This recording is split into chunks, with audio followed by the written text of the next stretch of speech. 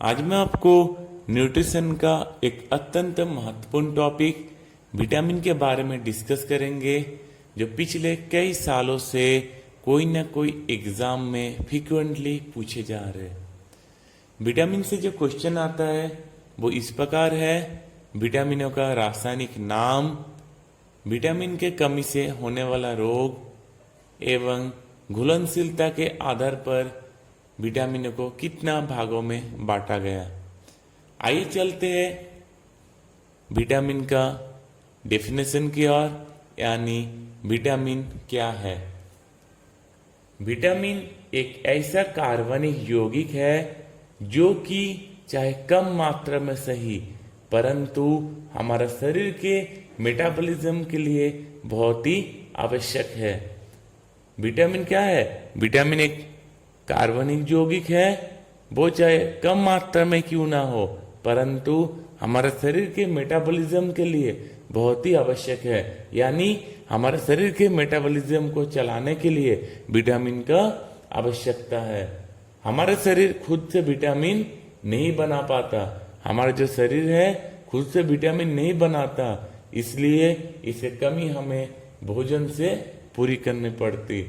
इसलिए क्या करना पड़ता है हमको? इसका जो कमी है विटामिन का, हमको भोजन से पूरी करनी पड़ता। लेकिन कुछ ऐसा विटामिन है जो हमारा शरीर बनाता है, जैसा कि विटामिन डी एवं विटामिन के। तो विटामिन का डेफिनेशन क्या हुआ? विटामिन एक ऐसा कार्बनिक यौगिक है जो कि चाहे कम मात्रा में सही, परंतु हमारे शरीर के मेटाबॉलिज्म के लिए बहुत ही आवश्यक है। हमारा शरीर खुद से विटामिन नहीं बना पाता, इसलिए इसकी कमी हमें भोजन से पूरी करते हैं। लेकिन कुछ ऐसे विटामिन है जैसे विटामिन डी एवं विटामिन के, जो हमारा शरीर बनाता है। अभी हम चलते हैं कि विटामिन का आविष्कार किसने किया है। विटामिन का आविष्कार फंक ने किया है। विटामिन का आविष्कार किसने किया है? फंक ने। नेक्स्ट है, घुलनशीलता के आधार पर विटामिन को कितने भागों में बांटा गया, यानी on the basis of solubility vitamin are two types, यानी घुलनशीलता के आधार पर विटामिनों को दो भागों में बांटा गया। पहला है जल में घुलनशील विटामिन, यानी वाटर सॉल्युबल विटामिन, क्या है? बी एवं सी। नेक्स्ट है वसा में घुलनशील विटामिन। वसा में घुलनशील विटामिन यानी फैट सॉल्युबल विटामिन कौन सा है? ए, डी, ई, के। आपको यहां से जो क्वेश्चन आते हैं वो एग्जाम आपको ऐसे पूछेगा कि विटामिन ए जल में घुलनशील विटामिन है या वसा में घुलनशील विटामिन है। तो आपको बताना है विटामिन ए वसा में घुलनशील विटामिन है। इसी प्रकार इनमें से कोई भी एक विटामिन का नाम दे दिया जाएगा, आपको उसमें से सिलेक्ट करना है ये जल में घुलनशील है या वसा में घुलनशील विटामिन है। नेक्स्ट क्वेश्चन आता है विटामिनों का केमिकल नेम, यानी विटामिनों का रासायनिक नाम। नेक्स्ट क्वेश्चन है विटामिनों का रासायनिक नाम, यानी केमिकल नेम ऑफ विटामिन्स। पहला है विटामिन ए। ये बहुत इंपॉर्टेंट क्वेश्चन है। विटामिन ए का रासायनिक नाम है रेटिनल। विटामिन ए का रासायनिक नाम क्या है? रेटिनल। नेक्स्ट है विटामिन बी1। विटामिन बी1 का रासायनिक नाम है थायमिन। विटामिन बी1 का रासायनिक नाम क्या है? विटामिन बी1 का रासायनिक नाम है थायमिन। नेक्स्ट है विटामिन बी2। विटामिन बी2 का रासायनिक नाम है राइबोफ्लेविन। विटामिन बी2 का रासायनिक नाम क्या है? राइबोफ्लेविन। अभी है विटामिन बी3। विटामिन बी3 का रासायनिक नाम है निकोटिनामाइड या नियासिन। विटामिन बी3 का रासायनिक नाम क्या है? निकोटिनामाइड या नियासिन। नेक्स्ट है विटामिन बी5। विटामिन B5 ये वेरी इंपॉर्टेंट है। विटामिन B5 का रासायनिक नाम है पेंटोथेनिक एसिड यानी पेंटोथेनिक एसिड। नेक्स्ट है विटामिन B6। विटामिन B6 ये भी वेरी इंपॉर्टेंट है। विटामिन B6 ये भी एग्जाम में बार बार पूछे गए हैं। इसका रासायनिक नाम है पायरिडॉक्सिन। विटामिन B6 का रासायनिक नाम क्या है? पायरिडॉक्सिन। नेक्स्ट है विटामिन B7, ये भी वेरी इंपॉर्टेंट है। विटामिन B7 का रासायनिक नाम है बायोटीन। विटामिन B7 का रासायनिक नाम क्या है? बायोटीन। नेक्स्ट क्वेश्चन है विटामिन B9। विटामिन B9 का रासायनिक नाम है फोलिक एसिड।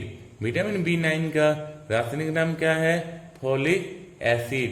नेक्स्ट है विटामिन B12।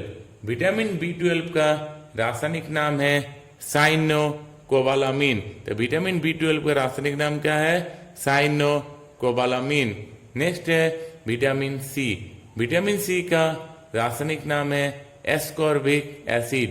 विटामिन C जो काफी इंपॉर्टेंट है, इसका रासायनिक नाम क्या है? Ascorbic acid. नेक्स्ट है विटामिन D। विटामिन D का रासायनिक नाम है कैल्सीफेरल। विटामिन D का रासायनिक नाम क्या है? कैल्सीफेरल। नेक्स्ट है विटामिन E। विटामिन E का रासायनिक नाम है टोकोफेरल। तो विटामिन E का रासायनिक नाम क्या है? विटामिन E का रासायनिक नाम है टोकोफेरल। और विटामिन K का रासायनिक नाम क्या है? विटामिन K का रासायनिक नाम है फिलोक्विनोन। विटामिन K का रासायनिक नाम क्या है? फिलोक्विनोन। अभी हम विटामिनों का रासायनिक नाम को एक बार दोबारा रिपीट करता हूं।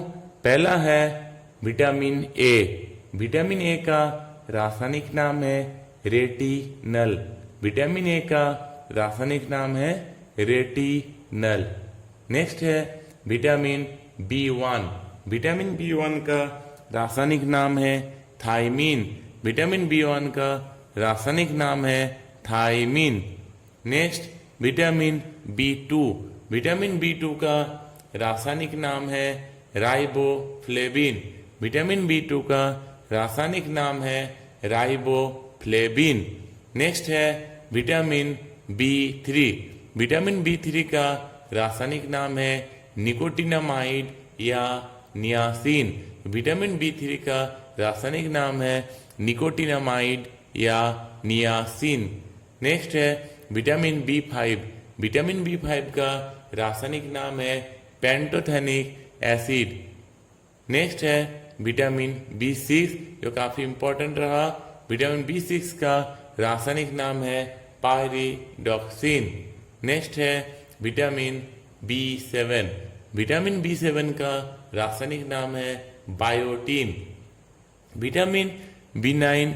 विटामिन B9 का रासायनिक नाम है फोलिक एसिड। विटामिन B9 का रासायनिक नाम है फोलिक एसिड। नेक्स्ट है विटामिन B12। विटामिन B12 का रासायनिक नाम है cyanocobalamin. Next vitamin C। Vitamin C का रासायनिक नाम है एस्कॉर्बिक एसिड। नेक्स्ट है विटामिन D। विटामिन D का रासायनिक नाम है कैल्सीफेरल। विटामिन D का रासायनिक नाम है कैल्सीफेरल। नेक्स्ट है विटामिन E। विटामिन E का रासायनिक नाम है टोकोफेरल। विटामिन E का रासायनिक नाम क्या है? टोकोफेरल। नेक्स्ट है विटामिन K। विटामिन K का रासायनिक नाम है फिलोक्विनोन। अभी हम विटामिन के कमी से होने वाला रोग यानी the disease cause by the deficiency of vitamin के बारे में डिस्कस करेंगे। पहला है विटामिन ए। विटामिन ए का कमी से रतुंधी यानी ब्लाइंडनेस नामक बीमारी होता है। साथ ही विटामिन ए का कमी से जीरफ्थैल्मिया भी होता है। विटामिन ए का कमी से क्या क्या होता है? रतुंधी एवं जीरफ्थैल्मिया।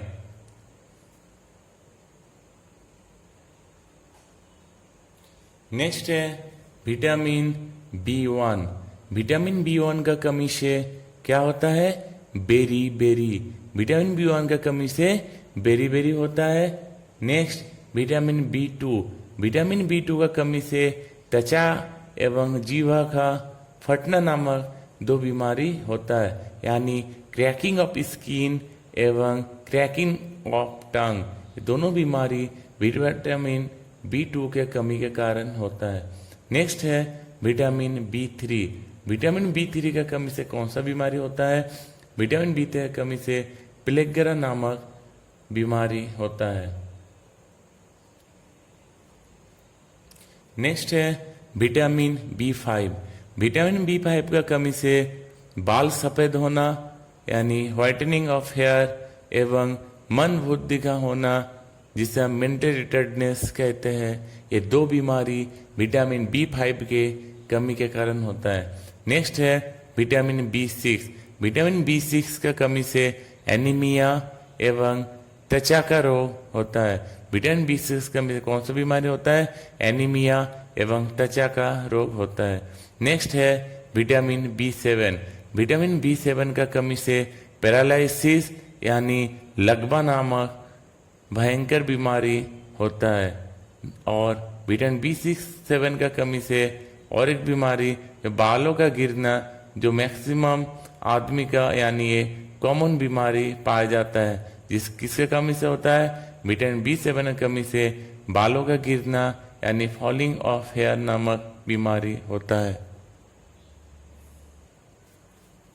नेक्स्ट है विटामिन B9।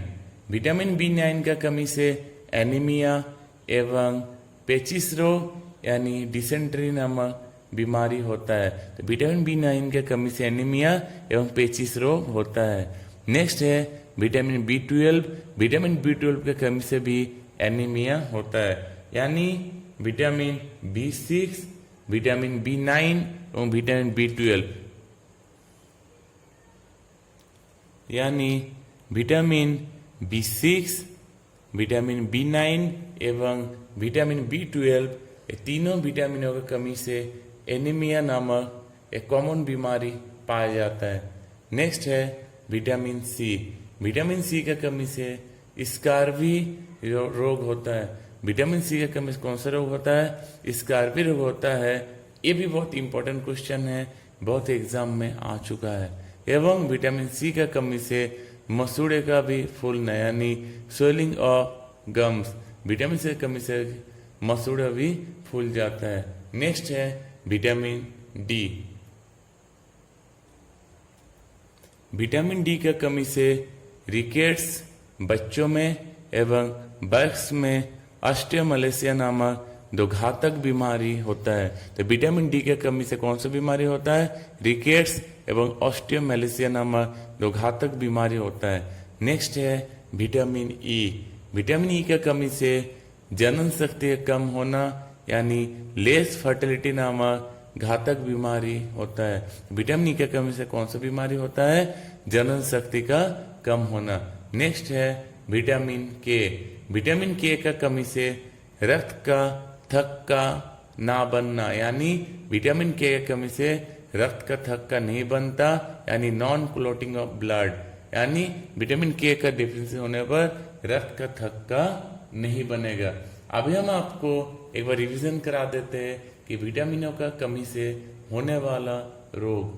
पहला है विटामिन A का कमी से रतौंधी यानी जेरप्थेल्मिया नामक दो बीमारी होता है। तो विटामिन A का कमी से कौन सा बीमारी होता है? रतौंधी एवं जेरप्थेल्मिया। Next vitamin B1। Vitamin B1 का कमी से बेरीबेरी नामक बीमारी होता है। एवं विटामिन B2। विटामिन B2 की कमी से त्वचा का फटना एवं जीवा का फटना, क्रैकिंग ऑफ स्किन एवं क्रैकिंग ऑफ टंग नामक दो बीमारी होता है। नेक्स्ट है विटामिन B3। विटामिन B3 का कमी से प्लेगरा नामक बीमारी होता है। ये बहुत इंपॉर्टेंट क्वेश्चन है कि प्लेगरा नामक बीमारी कौन सा विटामिन का कमी के कारण होता है? इसका करेक्ट आंसर क्या है? Vitamin B3। नेक्स्ट है विटामिन B5। विटामिन B5 का कमी से बाल सफेद होना यानी व्हाइटनिंग ऑफ हेयर एवं मन बुद्धि का होना, ये दो बीमारी होता है। नेक्स्ट है विटामिन B6। विटामिन B6 का कमी से एनीमिया एवं त्वचा का रोग होता है। नेक्स्ट है विटामिन B7। विटामिन B7 का कमी से लकवा यानी पैरालिसिस नामक भयंकर बीमारी होता है एवं दूसरा विटामिन B7 का कमी से बालों भी गिरता है, यानी बालों का गिरना विटामिन B7 का कमी के कारण होता है। नेक्स्ट है विटामिन B9। विटामिन B9 का कमी से एनीमिया एवं पेचिस रोग होता है। तो विटामिन B9 की कमी से कौन सा बीमारी होता है? एनीमिया एवं पेचिस रोग। Next vitamin B12। Vitamin B12 का कमी से भी एनीमिया रोग होता है, यानी विटामिन B6, विटामिन B9 एवं विटामिन B12 ये तीनों विटामिन का कमी से एनीमिया रोग होता है। नेक्स्ट एक इम्पोर्टेंट क्वेश्चन है, वो है विटामिन C। विटामिन C की कमी से स्कारबी नामक रोग होता है एवं दूसरा विटामिन C का कमी से मसूड़े भी फूल जाता है। नेक्स्ट है विटामिन D, जो काफी इम्पोर्टेंट है। विटामिन D का कमी से बच्चों में रिकेट्स एवं वयस्क में ऑस्टियोमैलेसिया नामक बीमारी होता है। विटामिन D का कमी से बच्चों में रिकेट्स एवं वयस्क में ऑस्टियोमैलेसिया नामक दो बीमारी होता है। नेक्स्ट है विटामिन E। विटामिन E की कमी से जनन शक्ति का कम होना यानी लेस फर्टिलिटी नामक बीमारी होता है। और अंतिम जो है वो है विटामिन K। इसका कमी से रक्त का थक्का ना बनना यानी नॉन क्लॉटिंग ऑफ ब्लड का बीमारी होता है। अभी हम विटामिन से आने वाला कुछ इंपॉर्टेंट क्वेश्चन के बारे में चर्चा करेंगे। पहला है कोबाल्ट किस में पाया जाता है? कोबाल्ट पाया जाता है विटामिन B12 में। कोबाल्ट किस में पाया जाता है? विटामिन B12 में। नेक्स्ट है खट्टे फल में कौन सा विटामिन पाया जाता है? यानी खट्टे फल में पाए जाने वाले विटामिन है विटामिन C। नेक्स्ट है विटामिन A कहाँ संचित किया जाता है? विटामिन A कहाँ संचित किया जाता है? विटामिन A यकृत यानी लीवर में विटामिन A संचित किया जाता है। नेक्स्ट है किस विटामिन के कमी के कारण सच पटल मृदुता यानी केराटोमैलेसिया नामक बीमारी होता है? विटामिन A का कमी से। तो विटामिन A का कमी से कौन सा बीमारी होता है? एक है रतौंधी, दूसरा केराटोमैलेसिया नामक दो बीमारी होता है। नेक्स्ट है गाजर में भरपूर मात्रा में कौन सी विटामिन पाया जाता है? गाजर में भरपूर मात्रा में विटामिन A पाया जाता है। अभी हम आपको मानव में होने वाले कुछ प्रमुख रोगों के बारे में डिस्कशन करेंगे। पहला है एनीमिया। एनीमिया किसके कारण होता है? एनीमिया लोहा यानी आयरन के कारण होता है। नेक्स्ट है गोइटर। गोइटर किसके कारण होता है? गोइटर होता है आयोडीन के कारण। तो आयोडीन के कारण कौन सा बीमारी होता है? गोइटर। नेक्स्ट है क्वाशियोरकर। क्वाशियोरकर प्रोटीन का कमी के कारण होता है। तो क्वाशियोरकर किसके कारण होता है? प्रोटीन के कारण। नेक्स्ट है मिनामाटा रोग। मिनामाटा रोग पारा धातु के कारण होता है। तो मिनामाटा रोग किसके कारण होता है? पारा धातु के कारण। नेक्स्ट है इटाई इटाई बीमारी। तो इटाई इटाई बीमारी कौन सा धातु के कारण होता है? वो है कैडमिया, यानी कैडमियम के कारण कौन सा बीमारी होता है? इटाई इटाई बीमारी। तो कैडमियम कारण होता है इटाई इटाई बीमारी। पारा यानी मिथाइल मर्क्यूरी। पारा यानी मिथाइल मर्क्यूरी के कारण होता है मिनामाटा रोग। प्रोटीन के कमी के कारण होता है क्वाशियोरकर एवं आयोडीन के कारण होता है गोइटर एवं लोहा के कारण यानी आयरन के कमी के कारण होता है एनीमिया। यह है मानव में होने वाला प्रमुख रोग। अभी मैं आपको बायोलॉजी का एक अत्यंत महत्वपूर्ण टॉपिक यानी इम्पोर्टेंट टर्म्स ऑफ बायोलॉजी के बारे में डिस्कस करेंगे, यानी बायोलॉजी का कुछ शाखाएं के बारे में डिस्कस करेंगे। पहला है एपीकल्चर। एपीकल्चर किसको कहता है? The study of honey bee. The study of honey bee is called apiculture, यानी मधुमक्खी पालन का अध्ययन को एपीकल्चर कहते हैं। तो एपीकल्चर किसको कहता है? मधुमक्खी पालन का अध्ययन को एपीकल्चर कहता है। नेक्स्ट है पीसी कल्चर। पीसी कल्चर किसको कहता है? Rearing of fishes. Rearing of fishes is called PC culture, यानी मत्स्य पालन का अध्ययन को पिसीकल्चर कहते हैं। एपीकल्चर कहता है मधुमक्खी पालन का अध्ययन को, पिसीकल्चर कहते हैं मत्स्य पालन का अध्ययन को। नेक्स्ट है माइकोलॉजी। क्या है? माइकोलॉजी। माइकोलॉजी किसको कहते हैं? The study of fungi. The study of fungi is called mycology. ये वन वर्ड सब्स्टिट्यूट में भी पूछे जाते हैं। The study of fungi is called mycology, यानी कबोका का अध्ययन को क्या कहा जाता है? माइकोलॉजी। माइकोलॉजी किसको कहा जाता है? कबोका का अध्ययन को। नेक्स्ट है फाइकोलॉजी।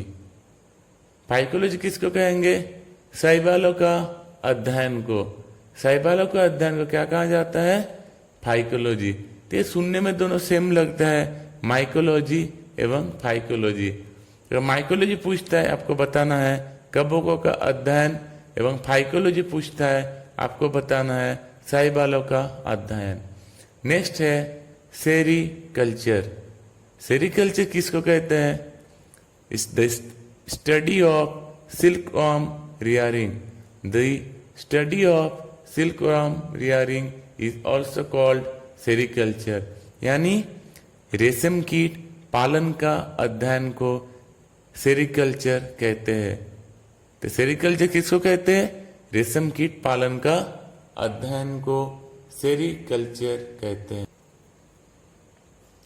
नेक्स्ट है पोमोलॉजी। पोमोलॉजी किसको कहेंगे? The study of fruits. The study of fruit is called pomology, यानी फलों का अध्ययन को पोमोलॉजी कहते हैं। तो फलों का अध्ययन को क्या कहेंगे? पोमोलॉजी। नेक्स्ट है एंथोलॉजी। एंथोलॉजी किसको कहेंगे? The study of flower. The study of flower is called anthology, यानी पुष्पों का अध्ययन को क्या कहेंगे? एंथोलॉजी। फलों का अध्ययन को कहेंगे पोमोलॉजी, एवं पुष्पों का अध्ययन को कहेंगे एंथोलॉजी। नेक्स्ट है ऑर्निथोलॉजी। ऑर्निथोलॉजी किसको कहेंगे? The study of birds. The study of birds is also called ornithology, यानी पक्षियों का अध्ययन को क्या कहेंगे? ऑर्निथोलॉजी। नेक्स्ट है इक्थोलॉजी। इक्थोलॉजी किसको कहते हैं? The study of fishes. The study of fishes is called ichthyology, यानी मछलियों का अध्ययन को क्या कहते हैं? इक्थोलॉजी। और मत्स्य पालन का अध्ययन को कहते हैं पिसीकल्चर। इसमें कंफ्यूज नहीं होना कि मत्स्य पालन का अध्ययन पूछता है आपको बताना है पिसीकल्चर, एवं मछली का अध्ययन पूछता है तो आपको बताना है इक्थोलॉजी। नेक्स्ट है एंटोमोलॉजी। एंटोमोलॉजी किसको कहते हैं? The study of insect. The study of insect is called entomology. ये भी वन वर्ड सब्स्टिट्यूट में आता है। The study of insect is called entomology, यानी कीटों का अध्ययन को एंटोमोलॉजी कहते हैं। ये देखिए, ये आपको वन सब्स्टिट्यूट में भी दिया जाता है और आपको ये बायोलॉजी के भी टर्म्स है, वो है एंटोमोलॉजी। कीटों का अध्ययन को क्या कहेंगे? एंटोमोलॉजी। नेक्स्ट है ओफियोलॉजी। क्या है? ओफियोलॉजी। ओफियोलॉजी किसको कहेंगे? The study of snakes. The study of snakes is called ophiology. यानी सर्पों यानी सांपों का अध्ययन को क्या कहेंगे? Ophiology. The study of snakes is called ophiology. सर्पों का अध्ययन को ओफियोलॉजी कहते हैं। नेक्स्ट है सोरोलॉजी। नेक्स्ट क्या है? सोरोलॉजी। सोरोलॉजी किसको कहेंगे? The study of lizard. The study of lizard यानी छिपकलियों का अध्ययन को क्या कहेंगे? सोरोलॉजी। छिपकलियों का अध्ययन को क्या कहेंगे? सोरोलॉजी। अगर आपको कीटों का अध्ययन पूछता है, क्या बताना है? एंटोमोलॉजी। सांपों का पूछता है, ओफियोलॉजी। छिपकली को पूछता है, आपको बताना है सोरोलॉजी। नेक्स्ट है डेंड्रोलॉजी। डेंड्रोलॉजी किसको कहेंगे? The study of the trees. The study of the trees एवं यानी वृक्ष एवं झाड़ियों का अध्ययन को डेंड्रोलॉजी कहते हैं। The study of the trees, shrub, lianas and other woody plant is called dendrology. यानी वृक्ष एवं झाड़ियों का अध्ययन को क्या कहेंगे? Dendrology.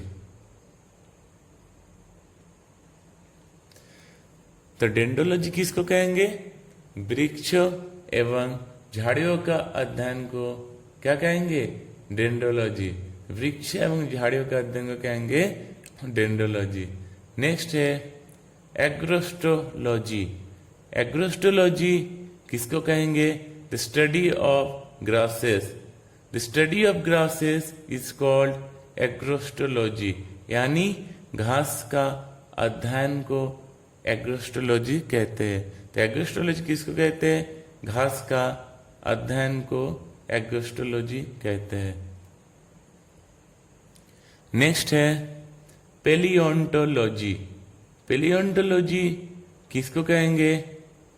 The study of fossils यानी जीवाश्म का अध्ययन को पेलियोंटोलॉजी कहते हैं। तो जीवाश्म का अध्ययन को क्या कहते हैं?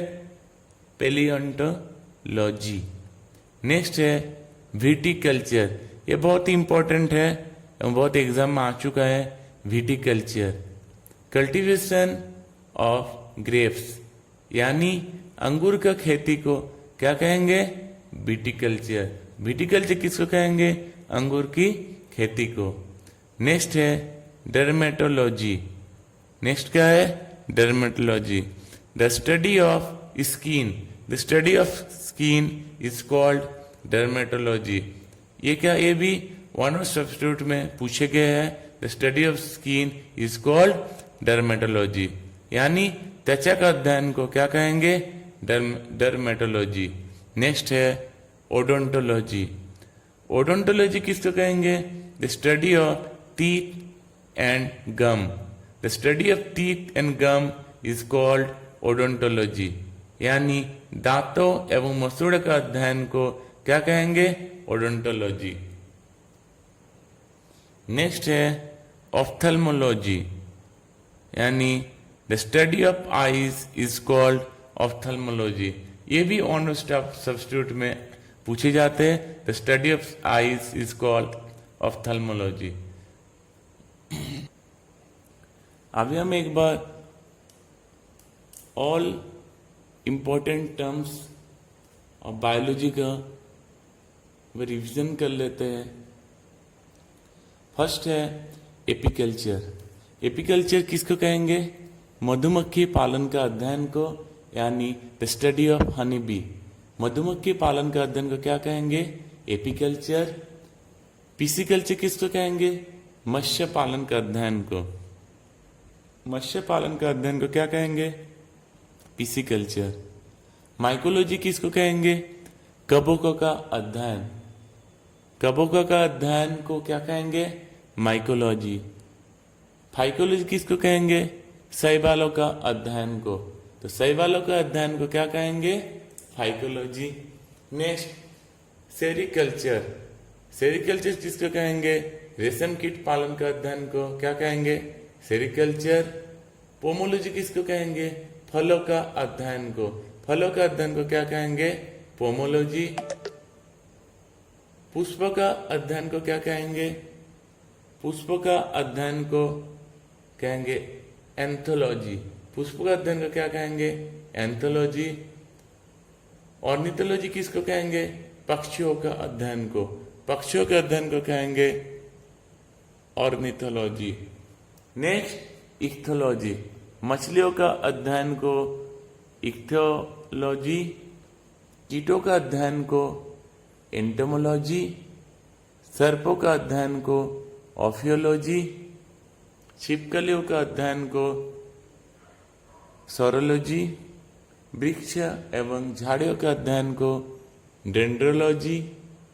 घास का अध्ययन को एग्रोस्टोलॉजी। जीवाश्म का अध्ययन को पैलियोंटोलॉजी। अंगूर की खेती को विटिकल्चर। त्वचा का अध्ययन को डर्मेटोलॉजी। दांतों एवं मसूड़े का अध्ययन को ओडोंटोलॉजी एवं द स्टडी ऑफ आइज को ऑप्थेल्मोलॉजी कहते हैं। Thank you for watching.